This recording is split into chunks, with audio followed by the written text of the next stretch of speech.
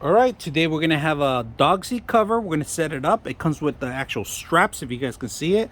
They give you all the straps in case you have to line them up, tie them up. And then they also give you this other strap, especially for your dog, if you don't want them running around, all right? They give these two additional ones. They give you see-through area and pockets so you can hang things in there. We're gonna set this up. All right, we just set it up, and this is how it goes. Can you demonstrate the pockets? It has pockets here. You guys can see that extra pockets on there. Now the straps for the headsets, you could tie them up even stronger if you want to narrow them down. Now they have a pocket here.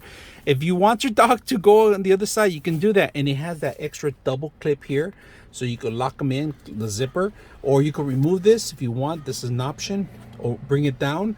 If you want to keep this as a permanent fixture, you can do that. You could just disconnect from the top, drop these in the bottom.